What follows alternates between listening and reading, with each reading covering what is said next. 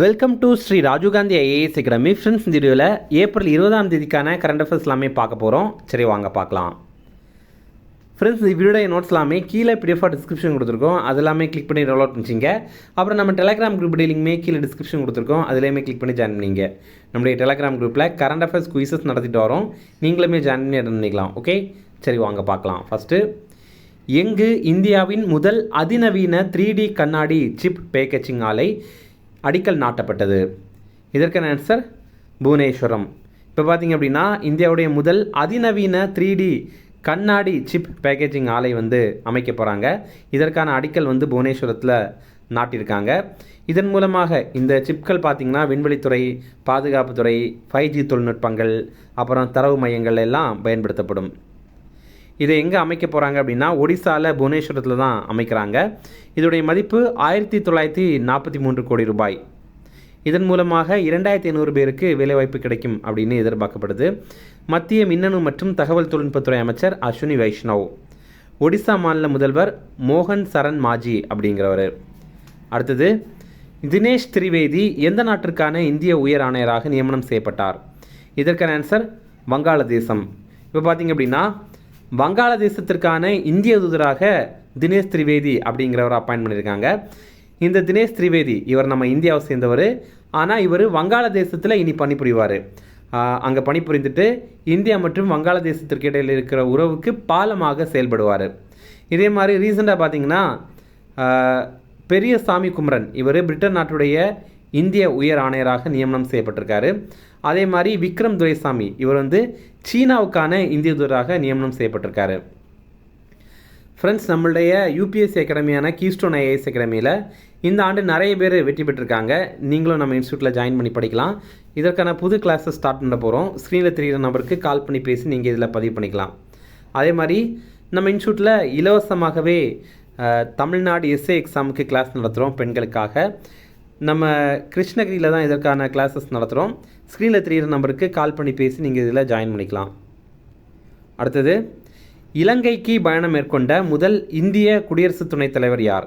இதற்கான answer CP Radhakrishnan. இப்போ பார்த்தீங்க அப்படின்னா, நம்ம இந்தியாவுடைய குடியரசு துணைத் தலைவரான சிபி ராதாகிருஷ்ணன் அவர்கள் 2 நாட்கள் அரசு முறை பயணமாக இலங்கைக்கு போயிருக்காரு. அப்படி பார்க்கும்போது இலங்கைக்கு பயணம் மேற்கொண்ட முதல் இந்திய குடியரசு துணைத் தலைவர் இவர் தான். இலங்கையுடைய தலைநகர் கொழும்பு.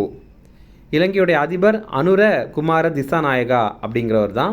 இலங்கையுடைய பிரதமராக இப்போ இருக்கிறவங்க ஹரிணி அமரசூரியா அப்படிங்கிறவங்க. இப்போ பார்த்தீங்கன்னா, டிட்வா புயல்னால் இலங்கை பயங்கரமாக பாதிக்கப்பட்டிருந்தது. அப்போது இந்தியா இதற்காக ரூபாய் 4000 கோடி நிதியுதவி வழங்கியிருந்தோம். அப்போ அந்த பணிகள் எப்படி நடந்துகிட்ருக்கு அப்படிங்கிறத நம்ம இந்தியாவுடைய குடியரசு துணைத் தலைவர் அங்கே போய் ஆய்வு பண்ணியிருக்காரு. அதே மாதிரி இலங்கை தமிழர்களுக்கு இந்தியா சார்பில் வீடு கட்டி கொடுக்குற திட்டம் செயல்பாட்டில் இருக்குது. இப்போ இது வரைக்கும் 50,000 வீடுகள் வழங்கப்பட்டிருக்கு அவங்களுக்கு. அடுத்தது, G20 நாடுகளின் பயன்பாட்டிற்காக G20 செயற்கைக்கோளை தயாரிக்கும் அமைப்பு எது? இதற்கான ஆன்சர் இஸ்ரோ. இப்போ பார்த்தீங்க அப்படின்னா, G20 நாடுகளுடைய பயன்பாட்டிற்காக G20 அப்படிங்கிற செயற்கைக்கோளை விண்ணில் ஏவ திட்டமிட்டிருக்காங்க.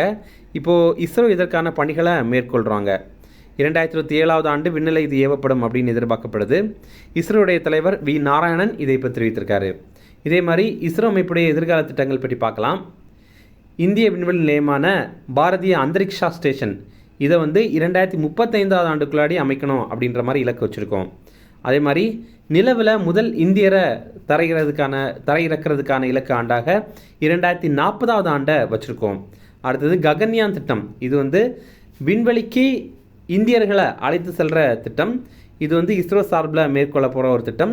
இது 2027ஆவது ஆண்டு, அதாவது அடுத்த ஆண்டு தொடக்கத்தில் இது செயல்படுத்தப்படும் அப்படின்னு தெரிவிக்கிறாங்க. அதே மாதிரி ஆழ்கடல் ஆராய்ச்சி திட்டம். இது சமுத்திராயன் அப்படிங்கிற திட்டம். இது பார்த்திங்கன்னா, ஆழ்கடலில் போய் அங்கே என்ன இருக்குது அப்படிங்கிறத கண்டுபிடிக்கிறதுக்கான திட்டம். இது உயர் அழுத்தத்தை தாங்குகிற முறையில் 100 மில்லிமீட்டர் பர்மனோடையும் 2.2 மீட்டர் சுற்றளவுடையும் கொண்ட டைட்டானியம் கலன் இதற்காக உருவாக்கப்படுது. இந்த தகவல்கள் எல்லாமே இப்போ தெரிவித்திருக்காங்க. அடுத்தது, எங்குள்ள கன்காரியா ரயில் பெட்டிகள் பணிமனை இந்தியாவின் முதல் நீர் சமநிலை ரயில்வே பணிமனையாக உருவெடுத்துள்ளது? இதற்கான ஆன்சர் அகமதாபாத். இது எங்கே இருக்குது அப்படின்னு பார்த்தீங்கன்னா, குஜராத்தில் அகமதாபாத்தில் தான் இது இருக்குது. இதோடைய பேர் கன்காரியா ரயில் பெட்டிகள் பணிமனை.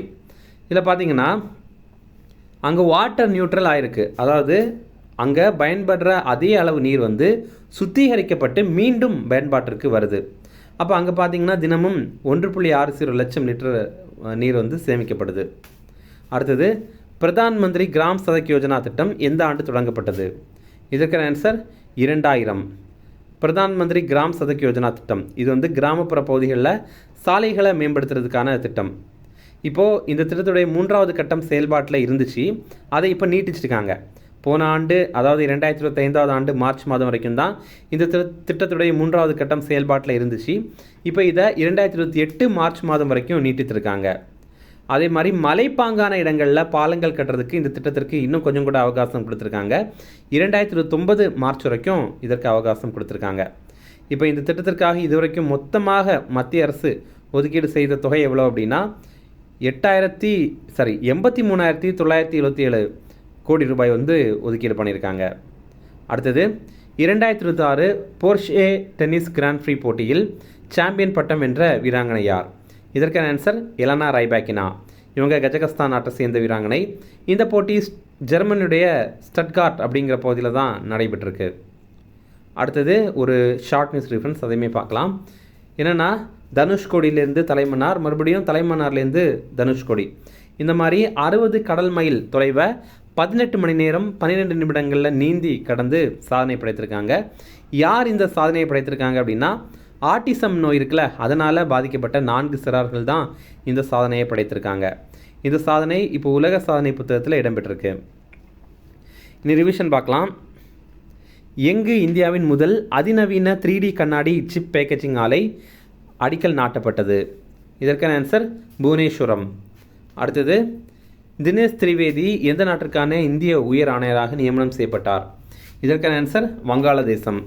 அடுத்தது, இலங்கைக்கு பயணம் மேற்கொண்ட முதல் இந்திய குடியரசு துணைத் தலைவர் யார்? இதற்கான ஆன்சர் சிபி ராதாகிருஷ்ணன். அடுத்தது, G20 நாடுகளின் பயன்பாட்டிற்காக G20 செயற்கைக்கோளை தயாரிக்கும் அமைப்பு எது? இதற்கான ஆன்சர் இஸ்ரோ. அடுத்தது, எண்குள்ள கன்காரியா ரயில் பெட்டிகள் பணிமனை இந்தியாவின் முதல் நீர் சமநிலை ரயில்வே பணிமனையாக உருவெடுத்துள்ளது. இதற்கான ஆன்சர் அகமதாபாத். அடுத்தது, பிரதான் மந்திரி கிராம் சதக் யோஜனா திட்டம் எந்த ஆண்டு தொடங்கப்பட்டது? இதற்கான ஆன்சர் 2000. அடுத்தது, 2026 போர்ஷே டென்னிஸ் கிராண்ட் ப்ரீ போட்டியில் சாம்பியன் பட்டம் வென்ற வீராங்கனை யார்? இதற்கான ஆன்சர் எலனா ரைபாக்கினா. அவ்வளோதான் ஃப்ரெண்ட்ஸ். அப்புறம் போன வீடியோவில் நம்ம ஒரு கேள்வி கேட்டிருந்தோம். போன ஆண்டு நடைபெற்ற டிஎன்பிஎஸ்சி எக்ஸாம்லேருந்து கேட்ட கேள்வி இது.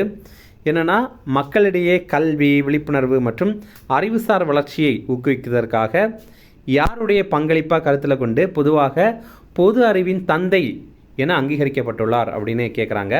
ஆன்சர் என்ன அப்படின்னா, ஆப்ஷன் சியான பிஹைஜி காமா அப்படிங்கிறது தான் ஆன்சர். நிறைய பேர் இதை கரெக்டாக கமெண்ட்ஸில் ஆன்சர் பண்ணியிருந்தீங்க, எல்லாருக்குமே வாழ்த்துக்கள். இன்றைக்கான கேள்வி என்ன அப்படின்னா, பின்வரும் மாநிலங்களில் திருநங்கைகள் நல வாரியம் ஒன்றை நிறுவிய முதல் மாநிலம் எது அப்படிங்கிறது தான் கேள்வி. இதுவுமே போன ஆண்டு நடைபெற்ற டிஎன்பிஎஸ்சி எக்ஸாம்லேருந்து வந்த ஒரு கேள்வி தான். இதற்கான ஆப்ஷன்ஸ் பார்த்திங்கன்னா, option A Maharashtra, option B Odisha, option C Tamil Nadu, option D Kerala. இதில் கரெக்டான ஆன்சரை கமெண்ட் பண்ணுங்கள். அவ்வளோதான் ஃப்ரெண்ட்ஸ். இந்த வீடியோ பிடிச்சிருந்தா கண்டிப்பாக லைக் பண்ணுங்கள், நம்மளே சேனலுக்கு சப்ஸ்கிரைப் பண்ணிச்சிங்க, உங்கள் நண்பர்களுக்குமே ஷேர் பண்ணுங்கள். கண்டிப்பாக இது அவங்களுக்கும் மேனதாக இருக்கும். அப்புறம் வந்து நம்ம சேனலில் இந்த ஆண்டு ஜனவரி, பிப்ரவரி, மார்ச் இதுக்கெல்லாம் ஒவ்வொரு மாதத்திற்கான முக்கியமான 100 கரண்ட் அஃபேர்ஸ் போட்டிருக்கோம். நீங்கள் இன்னும் பார்க்கல அப்படின்னா அந்த வீடியோடைய லிங்க் வந்து இந்த வீடியோடைய டிஸ்கிரிப்ஷனில் கொடுத்துருக்கோம். அதை கிளிக் பண்ணி பாருங்கள். Okay, thank you.